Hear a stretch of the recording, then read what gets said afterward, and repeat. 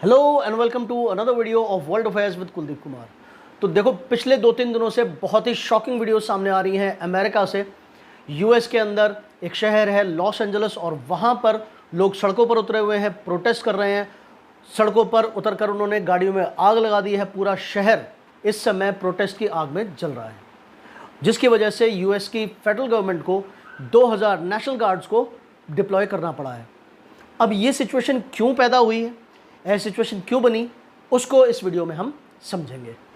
अब देखो, यहाँ पर लेफ्ट हैंड साइड पर ये इंडिया का मैप है और राइट हैंड साइड पर आप देख सकते हो ये अमेरिका का मैप है। अब इंडिया का मैप मैं क्यों दिखा रहा हूँ, मैं यहाँ पर इंडिया से कंपेयर करके अमेरिका के बारे में बताऊँगा कि ये सिचुएशन आखिर चल क्या रही है, तो ये ज़्यादा अच्छे तरीके से आपको क्लियर हो पाएगा। अब देखो, जैसे इंडिया का एक पड़ोसी देश है बांग्लादेश, ठीक है, ऐसे ही अमेरिका का एक पड़ोसी देश है मैक्सिको। जिस तरीके से बांग्लादेश से इलीगल इमिग्रेंट्स एंटर करते हैं इंडिया में, और इंडिया में जो बांग्लादेश की बाउंड्री से लगे हुए जो स्टेट्स हैं, जो कि आप यहाँ पर येलो कलर में देख सकते हैं, उन स्टेट्स के अंदर ये लोग घुस जाते हैं, घुसपैठ करते हैं। तो इसी तरीके से जो मैक्सिको है, यहाँ से लोग एंटर करते हैं अमेरिका में। एक राज्य है कैलिफोर्निया, और कैलिफोर्निया में एक शहर है लॉस एंजल्स, वहाँ पर ये लोग पहुँच जाते हैं।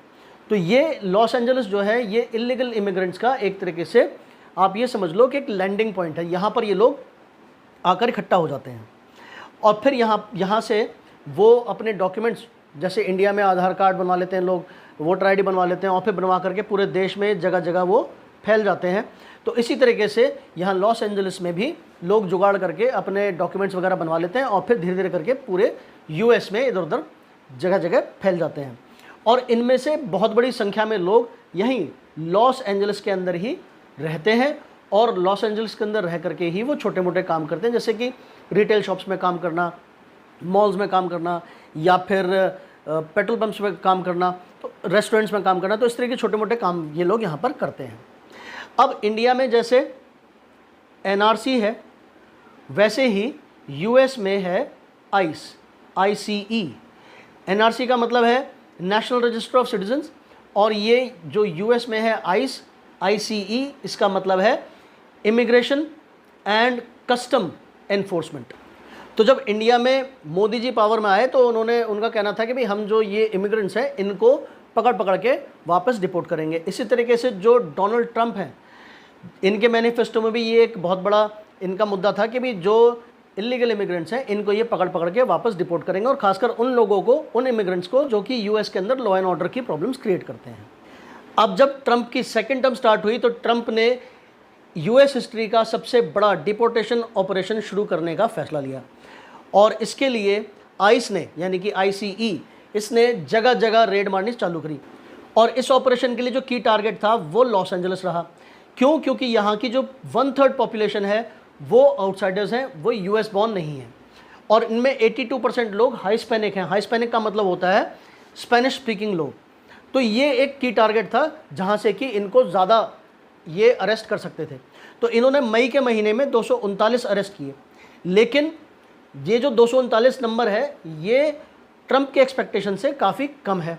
तो इसीलिए व्हाइट हाउस ने, यानी कि जो फेडरल गवर्नमेंट है यूएसए की, उन्होंने इस टारगेट को बढ़ा करके ICE के लिए 3000 अरेस्ट पर डे कर दिया।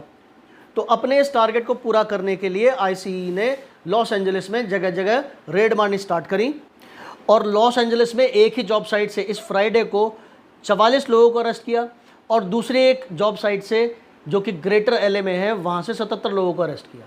तो इतने सारे लोग एक बार में अरेस्ट होने की वजह से उनके घर वाले, उनके मिलने जुलने वाले लोगों ने हाहुल्ला मचाया, और उसकी वजह से क्या हुआ कि जो पूरी, एक तरीके से आप ये समझ लो कि जो ये इलीगल इमिग्रेंट्स की कम्युनिटी है, ये पूरी की पूरी सड़कों पर उतर आई, और ICE का विरोध इन्होंने शुरू कर दिया। और विरोध धीरे धीरे करके इतना बढ़ा कि फिर ये आउट ऑफ कंट्रोल होने लगा, जिसके लिए कंट्रोल करने के लिए LA की पुलिस वहाँ पर डिप्लॉय हुई। लेकिन जब डोनाल्ड ट्रंप ने देखा कि LA की पुलिस इसको कंट्रोल नहीं कर पा रही है, तो बिना कैलिफोर्निया के गवर्नर से बातचीत करे हुए डोनाल्ड ट्रंप ने 2000 नेशनल गार्ड्स को वहाँ पर डिप्लॉय कर दिया। नेशनल गार्ड्स का मतलब है कि जैसे इंडिया में आप ये समझ लो कि जो पैरामिलिट्री फोर्सेस होती हैं, CRPF वगैरह, वैसे ही वहाँ पर यूएसए में नेशनल गार्ड्स हैं। तो 2000 नेशनल गार्ड्स को वहाँ पर डिप्लॉय कर दिया, और फिर नेशनल गार्ड्स वहाँ पर डिप्लॉय होने के बाद ये जो प्रोटेस्ट है ये और ज़्यादा उग्र हो गया। लोगों ने और ज़्यादा वायलेंस करना चालू कर दिया, गाड़ियों में आग लगा दी और झंडे मैक्सिको के लहराने लगे। और फिर इसको कंट्रोल करने के लिए जो नेशनल गार्ड्स हैं उनको टीयर गैस का भी इस्तेमाल करना पड़ा, रबड़ बुलेट्स का भी इस्तेमाल करना पड़ा। तो ये सिचुएशन इस टाइम पर अमेरिका में हो रखी है। अब आप ये देखो कि अमेरिकन ने पिछले कुछ टाइम से ये तक कहना शुरू कर दिया था कि वो एक बार को इलीगल मैक्सिकन इमिग्रेंट्स को बर्दाश्त कर लेंगे, लेकिन वो लीगल इंडियन इमिग्रेंट्स को बर्दाश्त नहीं करेंगे, क्योंकि जो इंडियंस हैं वो वहाँ पर जा कर के लीगली वहाँ पर जाते हैं और वहाँ पर जा कर के वो बड़ी बड़ी IT कंपनीज़ के अंदर बहुत बड़े बड़े जॉब्स करते हैं। तो इसी वजह से अमेरिकन को लगता है कि इंडियन यहाँ पे आते हैं और वो उनकी जॉब्स को खा जाते हैं, तो इसीलिए वो ऐसा कह रहे थे। लेकिन अब उनको समझ में आ गया होगा कि इंडियंस और मैक्सिकन्स में क्या अंतर है। इंडियंस के अगेंस्ट काफ़ी डिस्क्रिमिनेशन भी देखने को मिला, लेकिन फिर भी इंडियन कम्युनिटी ने वहाँ पर इस तरीके से कोई भी वायलेंट प्रोटेस्ट नहीं किया। तो यहाँ पर अंतर है इंडियंस और मैक्सिकन्स में। खैर, लेकिन वापस आते हैं अपनी इस खबर पर। अब जब ट्रंप की फेडरल गवर्नमेंट ने 2000 नेशनल गार्ड्स को वहाँ पर LA के अंदर डिप्लॉय कर दिया है, तो अब इसके बाद क्या हुआ है कि जो कैलिफोर्निया के गवर्नर हैं न्यूसम, इनका कहना ये है कि एक तो ये जो नेशनल गार्ड्स को डिप्लॉय किया गया ये उनकी मर्जी के खिलाफ किया गया है, और दूसरा ये है कि जो लॉस एंजलिस की पुलिस है वो इस प्रोटेस्ट को अच्छी तरीके से कंट्रोल कर रही थी। लेकिन जब से ये नेशनल गार्ड्स को डिप्लॉय किया गया है तब से सिचुएशन और ज़्यादा ख़राब हो गई है, बिल्कुल आउट ऑफ हैंड होती जा रही है।